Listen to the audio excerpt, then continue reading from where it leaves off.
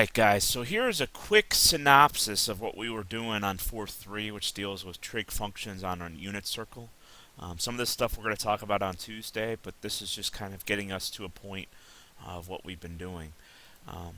What we've been talking about before this unit, or chapter or lesson, is talking about sine, cosine, and tangent, cosecant, secant, and cotangent. And what's happening here is now we've defined sine as O over H, SOHCA TOA, A over H, and then tan is opposite over adjacent. But what's happening is we're going to put a triangle on top of a coordinate plane. So when I look at the coordinate plane, I know that this side right here is my adjacent side if I know my angle is right there, that this is my opposite, and this is my hypotenuse. Well, now, since we've put things on a coordinate plane, what I know is not only is this side my adjacent side to this angle, this is also my x.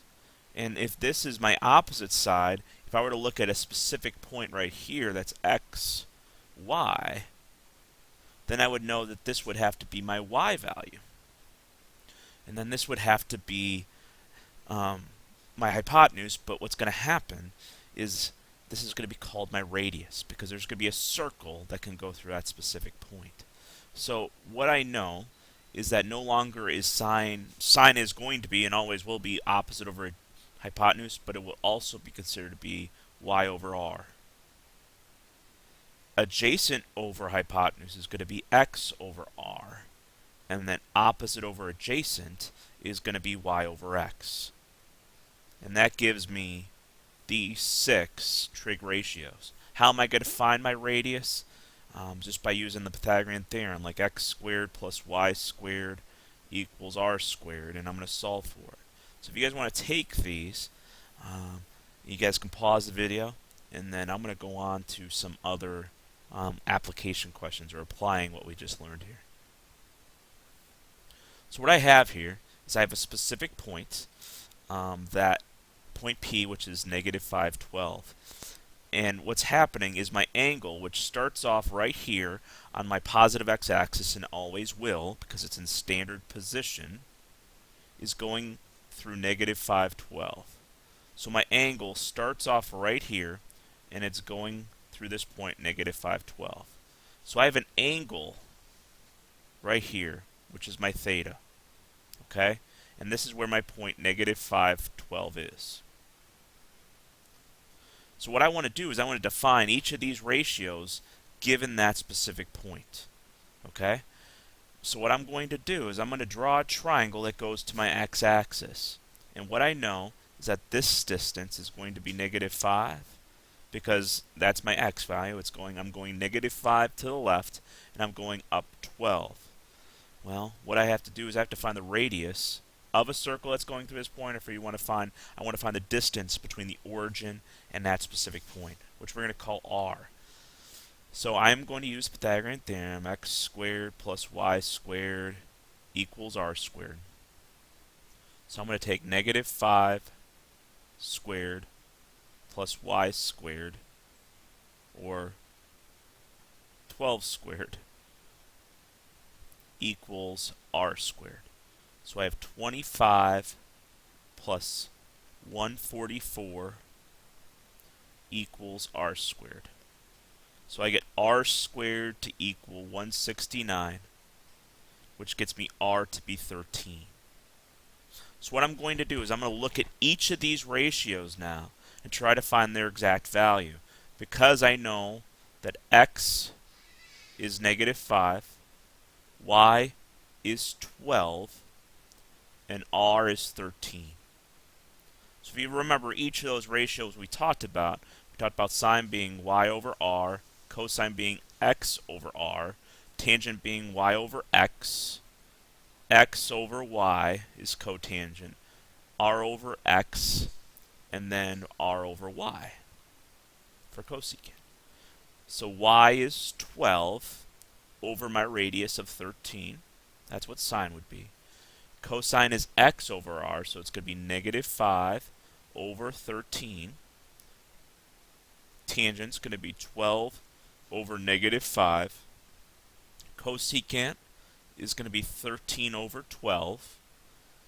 Secant is going to be 13 over negative 5. And then cotangent is going to be negative 5 over 12. Okay? That's each of my ratios. So if I were to look at another example right here, I have a point. It's going to be located in the third quadrant. So my angle starts off right here. It's going all the way around to my terminal side. That goes through the point 7, negative 24. And this is what theta is. So I know that this distance is 7, and this is negative 24. So what I'm looking at is I have a point is 7, negative 24. Okay, so I got to find out what my radius is. So I'm going to say 7 squared plus negative 24 squared equals r squared. Okay, and when I add up these two terms, I get 625, which equals r squared. So r is 25. So when I simplify it, or try to find out what these ratios are, its sine is y over r, which is negative 24 over 25. X is 7 over 25. Tangent's going to be negative 24 over 7. Cosecant is going to be the reciprocal of this, 25 over negative 24. Secant's going to be 25 over 7. And then cotangent's going to be 7 over negative 24. Just using each of the reciprocal ratios that we talked about. Y over r, x over r, y over x, r over y, r over x, and then x over y. I encourage you to try the next one. I have answers for it on the next page, so you can pause it and just look at the answers. And then here are your answers right here, guys. So another way for me to look at this is I'm giving a given specific ratio. I'm given negative 4 over 5 is what sine is. And what I want to do is I want to find each of the other ones. So when I look at sine, I have y over r. I know my angle is going to be located in quadrant 3. The terminal side's in quadrant 3, so my angle is going like this. So what I want to do is I want to find out what that specific point that the terminal side is going for. So because I know that sine is negative 4 over 5, I know right now that y is negative 4 and r is 5. The reason why I know that is because my radius is never going to be negative. It's always going to be positive. So that means that this value is 4, and then that this is going to be negative 4 for y.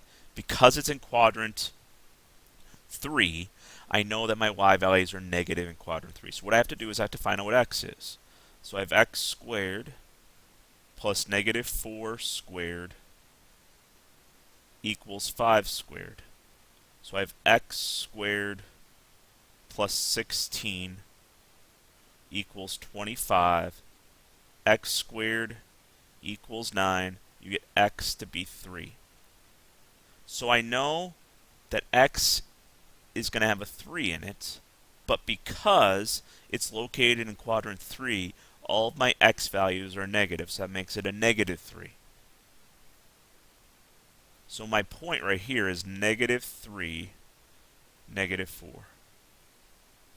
So what I'm going to do is fill out the rest of these ratios. I know x over r, y over x, r over y, r over x, x over y.